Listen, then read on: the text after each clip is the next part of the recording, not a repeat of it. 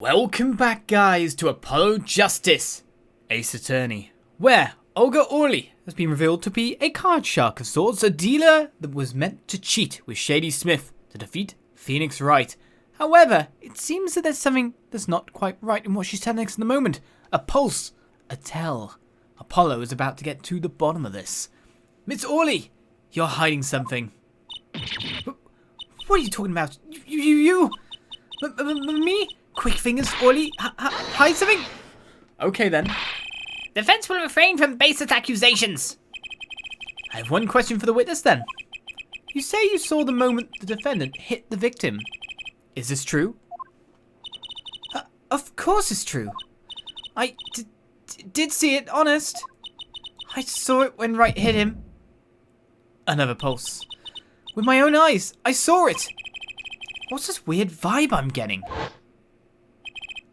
That witness, for instance, Miss Orley. She would touch the back of her neck during certain parts of her testimony. Did you notice? Touching her neck, was it?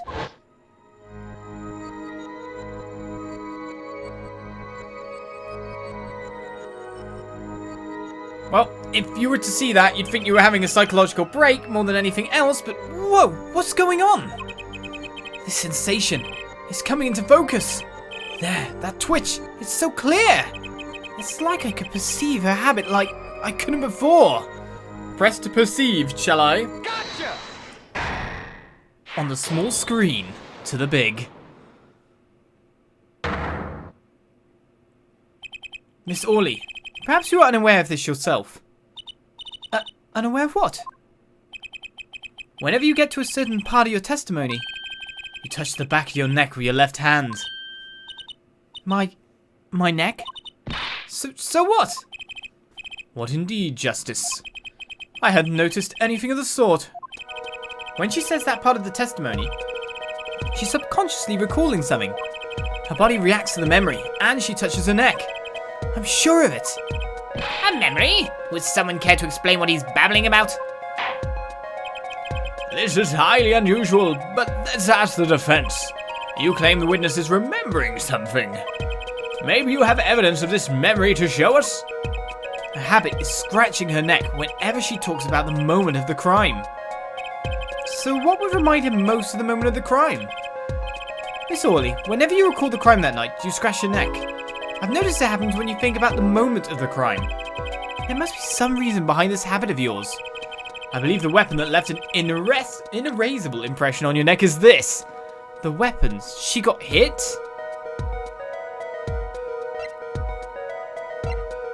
Did she herself get hit? Because it's saying weapon. I mean, when this bottle is smashed. I mean, this isn't the moment of the crime itself. But I'm guessing by the fact it's saying weapon, it really does mean the deadly bottle. Whenever she talks about the moment of the crime, she touches her neck. And what reminds us more of that moment than this bottle, the murder weapon? But something doesn't fit. If you were only the witness to the crime, why would that make you touch your neck like you're in pain? What's he talking about now? It was Mr. Smith, the victim, who was hit. Not you. This is cross-examination, not a cross-wild conjecture. The witness's habits, they're completely irrelevant. Justice, I'll admit, I'm a bit confused myself. This is certainly a unique cross-examination. I'll explain later, just trust me. Now's our only chance to break her. Miss Orley, please testify in detail about the moment of the crime. The very moment. See, now I'm stuck calling her Miss Orley instead of Miss O'Reilly. Yet, I am knowing nothing. You can't just go back into your previous guise. No one's buying it. We know you're not Russian. The witness will testify, please, now. You just want to do your fancy removal of clothes again. Bah, fine. He's the one who did it. I didn't let him out of my sight until the cops got there. Okay. So this is the new bit of testimony, is it?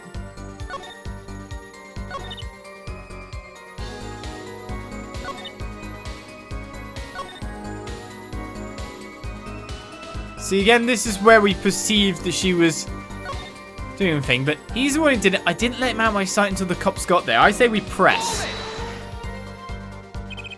You seem uneasy. You try sitting up here. Your eyes are darting all over the place. I must be getting warm. Tell me, after the crime, what was the defendant like? Well, he must have been stunned by the weight of this crime. He sat in a daze at that table until the cops came. Intriguing. I believe you've gotten all the testimony you're going to get out of this witness. So what do you think about her testimony? I'll tell you what I think. Her testimony is flawed. Well, most likely. I mean, I don't think he was in a daze. Because he made the call.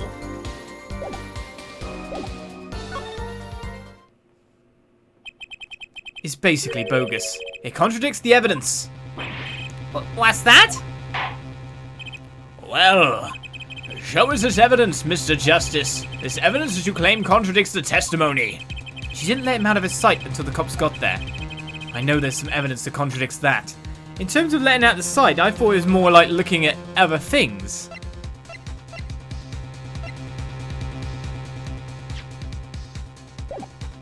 I mean...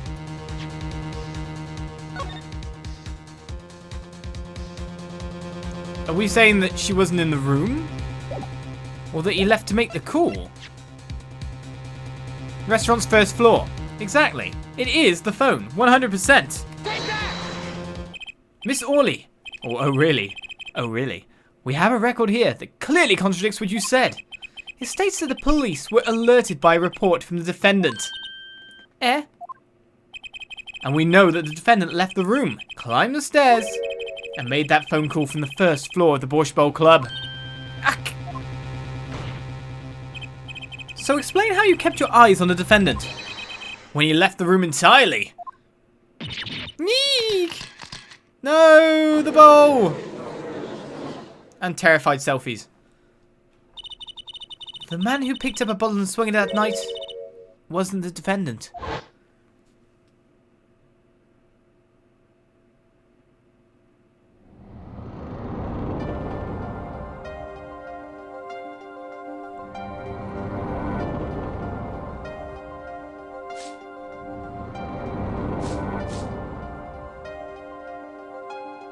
Showdown time. You dirty cheat! Check his pockets, now! It's gone! The card's gone! You lose. Ah! Just then, Smith grabbed the bottle from next to Wright. And he hit me! You! Some master of cheating you turned out to be! Eek! But she's fine. Well, mostly. When I came to... The victim was already dead. Is that it? That's why I couldn't reveal who I really was. If it came out that I was in league with Smith, I'd be a suspect for sure. Well, now you really are. Well, where does this leave us? Madness! This is madness! I'm dreaming. It must have been me who was hit with a bottle, and I'm imagining all of this. It appears our prosecution is at its wit's end. Frankly, I can't blame him. Mr. Gavin, what do you think about this turn of events? Mr. Gavin, sir?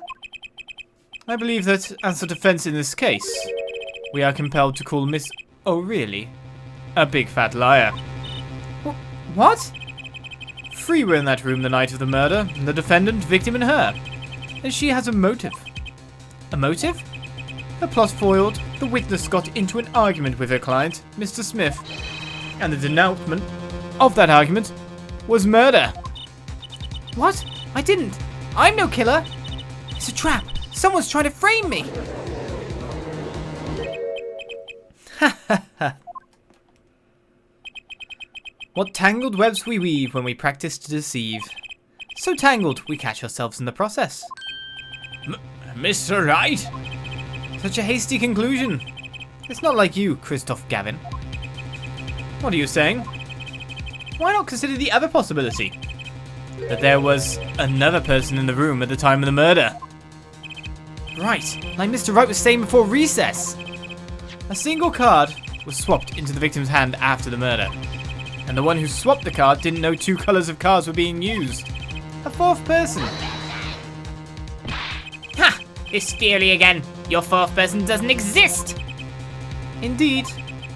That's why I decided to bring this case to court. Here, where there's no escape and no chance for deception. The perfect place to catch the real criminal. Real criminal! And we're in luck. A clue to the real criminal's identity was kindly provided for us. And right at the beginning of the trial, no less. What? Apollo, perhaps you know what I'm talking about. Sorry. Remember what I said. The 4th person who swapped the cards made one critical error. He or she wasn't considering the colour on the backs of the cards. Right. But how could such an obvious mistake occur? Cards used for the last game were red. Yet, there is one person here in our court who thought those cards were blue. Yeah, I had that impression too. But why? Well, Apollo, think you can figure out who it was? It's not me, I swear. Well, I know it's not you. Don't you have to shout at me, God. Who is this 4th person? Why do I always get put on the spot like this? Let's hear what the defense has to say. Who was it? Who thought the cards used in the final game were blue? Only one person, said a blue sweep, waxing poetically. As I expected. Your eyes and ears are as sharp as your hair. I was right? Kristoph Gavin, you were the 4th person that night. But of course Mr. Gavin knows the colour of the cards. How would he? As you can see, the photo of the crime scene is black and white for some odd reason. You can't tell which of the cards are blue, the ones on the floor, or the table. But look! You can see the colours in this photo. Yes, but when he said the cards were blue, it was well before this evidence came to light. It is true that the defendant was engaged in a game of poker with the victim, yet it was only that, a game, in the purest sense. A competition, Your Honour. A competition? Yes, a test of wits, a silent clash of passions. Only the cards, their backs wreathed in blue flame, know its final outcome. Well, Kristoph? Mr. Gavin? Mr. Gavin, is something the matter? No, nothing. Excuse me, it was just so sudden. Right, you aren't seriously accusing me, are you? Oh, Kristoph. You know, even I'd never take a joke this far. I love this cool, suave Phoenix Wright we got going here. This has gone beyond ridiculous, beyond dumb. This is insanity. A defendant accusing his own defense attorney of murder? I assure you, I'm quite sane. But what possible connection could Mr. Gavin have to the victim? I wasn't aware that I had a connection to Mr. Smith either. Yes, but Mr. Gavin and the victim have never even met. Well, what if they have? Huh? There is a possibility, after all. They may have met that night, before the game started. What are you suggesting? Is this the truth Mr. Wright was staying silent about? Well, only one thing to do. Mr. Wright, defense would like to request that you testify to the court. Okay then, Mr. Kristoph, whose voice was a lot higher than we thought. The defense would like to request no such thing. Mr. Gavin? Testimonies which relate to the case. How could anything happening before that game of poker be related? I'm not sure I follow, Mr. Gavin. As I explained before, the defense believes that Mrs. O'Reilly... Oh, Mrs. now. We married her off. Am I to assume you speak for Mr. Justice in this? He is the defense, not you. Mr. Justice, the matter of Mr. Wright's testimony is up to you. Oh, okay. Does the court, in your opinion, need to hear Mr. Wright's testimony? I will hear it. This was Mr. Wright's strategy. He was planning this all along. And I intend to see it through. The defense would like to request that Mr. Wright testify to the court. Et tu, Justice? You would betray me? Your teacher? I'm sorry, Mr. Gavin. This isn't about loyalty. This is about the truth. Et tu, Brute? Very well. The defendant, Mr. Wright, will take the stand. Please. The appetite before murder. You mean the borscht eating? Nom nom nom. That evening, Kristoph and I at dinner. We sat at a table in this photograph. Shady Smith walked in 5 minutes after Kristoph left. When the trap failed, Smith hit the waitress. The girl was knocked out cold, and Smith was uncontrollable. I left to call the police. When I returned, he was dead, blood streaming from a cut in his forehead. That's when I made another phone call to defense attorney Gavin. Mr. Gavin, you were at the Borscht Bowl Club the night of the murder? I dine with him rather frequently. And he talks to the defendant on the phone directly after the murder? Quite against my will, I had become involved in the murder. I thought I might be in need of a lawyer, so I called him. You were planning this all along, weren't you, Wright? Just because you wanted to drag me into your little murder trial. The only thing I want is the truth. As I did back then, and now. I thought my office was doing you a favour when we took on your defence. It appears that I was wrong. Very well. The defence may cross-examine the witness. Justice. Sir!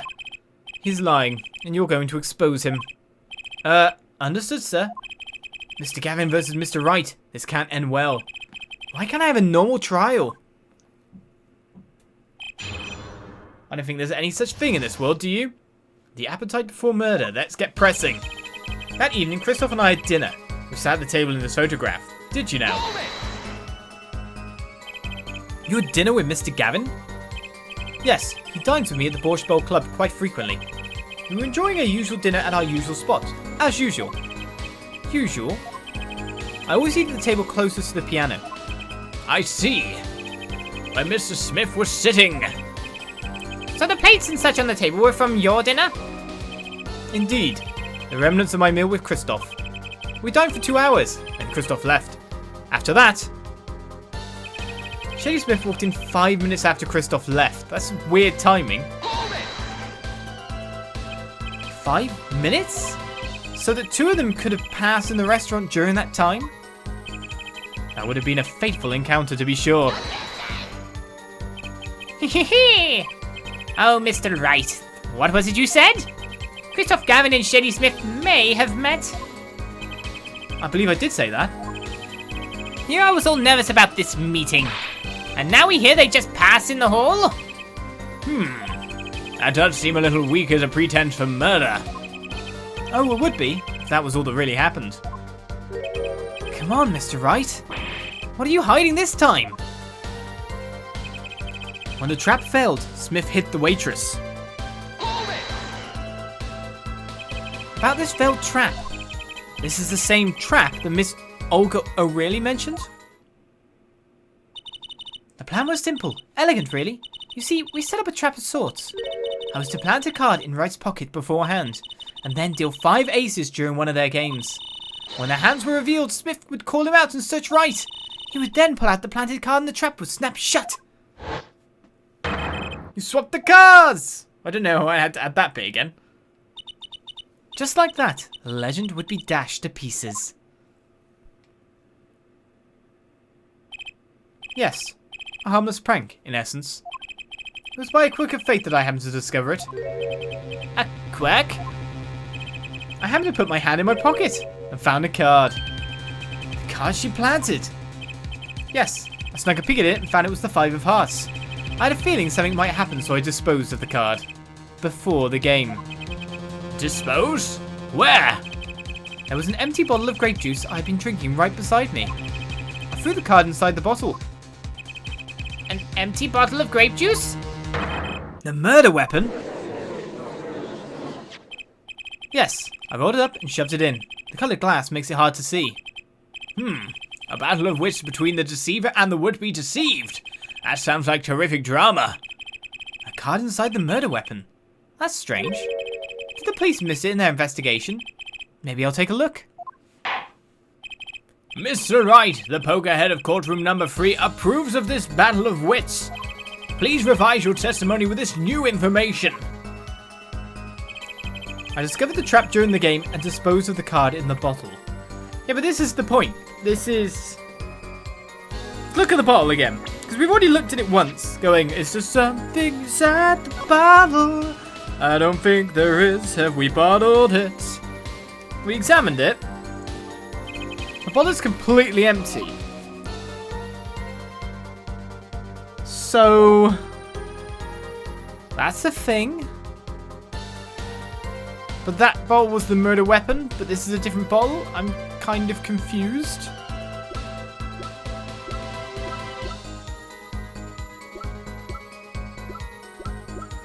I mean, there were many bottles around, and this bottle here, it looks like it might be the one that hit him, has an open top as well, compared to the bottle we have. So they got the wrong bottle? The bottle got taken? The actual murder weapon is gone? So more or less, we could probably prove that this isn't actually even the murder weapon. Did they not test it for blood or anything after they hit him in the head? I think that's what we're aiming at, considering we got the extra testimony. So with that, let's make a go of it-ish. And say objection! Objection! Indeed it worked. Mr. Wright, if I may. Yes? I've examined the bottle and I don't see any card in here. No? What, Mr. Wright? Surely, isn't all you have to say for yourself? I can't say I know what happened to the card. I did put it in that bottle, however. Huh? Perhaps a fifth person came and took it out. No, and a sixth person could have helped. Mr. Gavin, Mr. Wright is your client. My apologies, Your Honor. I won't have you disparaging our investigation either. We looked inside that bottle. There was nothing. So what's going on? Is Mr. Wright hoodwinking us again? Or did the card just disappear? In any case, please continue the cross-examination. I'm afraid decisive contradictions call for decisive evidence. Oh. Push him harder, Justice. Break him. It's just you and the witness in the ring. Go for the KO. Why do I get the feeling we're not on our client's side anymore? Okay, wait. We started the testimony from the start again? This isn't a new testimony or anything. This is the same. And then the court record didn't get updated for the deadly bottle. We didn't get punished, but we didn't get anywhere either. The girl was knocked out cold, and Smith was uncontrollable. I left to call the police. Has he got a tell here? You made the call to the police from the first floor of the restaurant, correct? Exactly. Cell phones don't get a signal down in the hideout. Was anyone else on the first floor at that time? Not a soul. It was the middle of the night, after all. So there, in the darkened restaurant, I called the cops. After making the call, I returned to the hideout. It didn't seem right to leave the injured waitress alone. When I returned, he was dead, blood streaming from a cut on his forehead. And when you returned, the victim was already dead, yes. I'll admit, I was a little startled when I walked in. Little? He was bleeding from his forehead, after all. I guess I'd be startled too if I walked in on a scene like that. Yeah, but that's wrong too.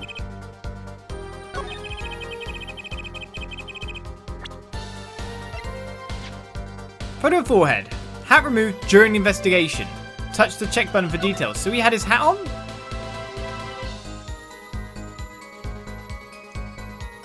Or he got his hat on later? I'm confused. He looks like the guy from, like, Avatar. Because he's got the line up over his bald head.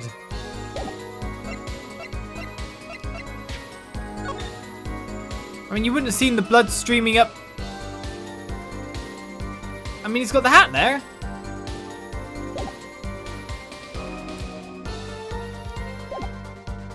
How would you have seen it? He was wearing a hat and nearly all time. What? Well, we can pretty much prove maybe with one of these that something's happened. Hat moved during investigation. Maybe we should use this picture because it shows the hat on him. How could you see the blood? when the hat was on him like that. Especially if it was streaming down the back. Phoenix is lying? I don't know what to do at this point in time. This is getting really weird. Well, let's go for it. Objection! Silence is usually good. Mr. Wright, if I may. Yes? Take a look at this photograph of the crime scene. See the victim here? He's wearing a hat. I wouldn't think you could see blood on his forehead. Good point. I was completely happy with that. Justice. Next time you point out an inconsistency, put a little more oomph into it. Mr. Wright, can you explain this to the court? Ah, I forgot to mention something. I was the one who put that hat on his head. Eh? You? You put the hat on the dead man's head? He wore it for our entire poker game. After calling the police, when I returned to the scene, his head was in full view. Shining bright, just like in this photograph. And?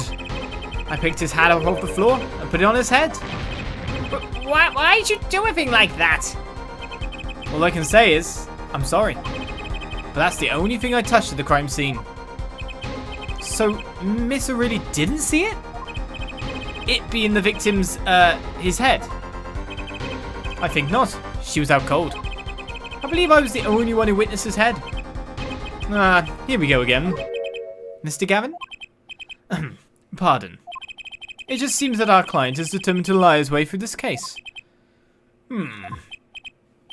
Hey, he's still our client, isn't he? I believe that's enough of that. Mr. Gavin? It's got an incredibly 1 versus 1 here. On what? Dust. D-dust.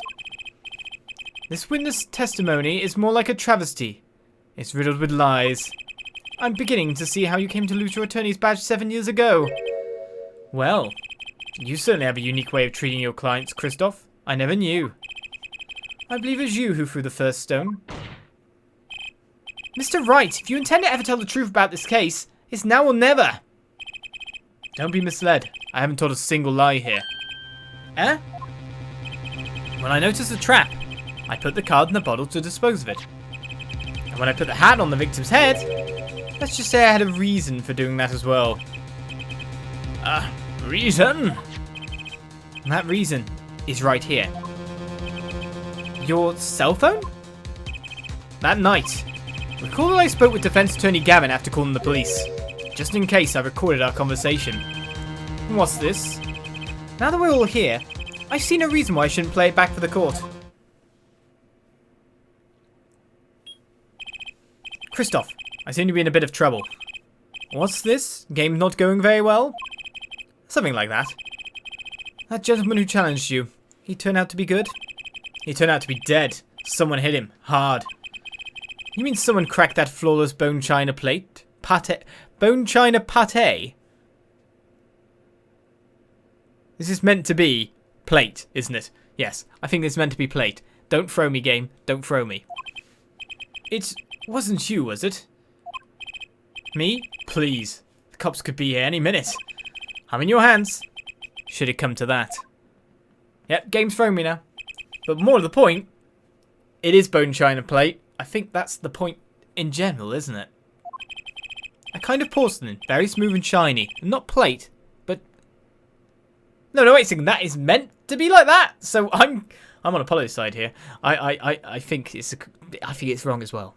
But pate. Pate. I believe he's referring to a certain gentleman's balding forehead.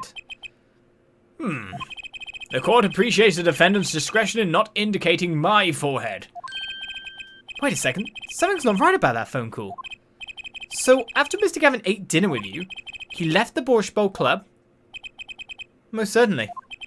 Then how did he know? When did he see this bone china pate? I don't even know what that means. I'm going to have to look that up, to be honest. Oh, that's right. Yes. That was when I began to see my good friend in a different light. So as the music returns, and we see ourselves as very much having an avenue to put Kristoph in the dock, or even in jail at this rate, it looks like he's done the crime. Will he do the time? I feel this is coming to an end, don't you? Maybe find out next time. On Apollo Justice, Ace Attorney. See you around.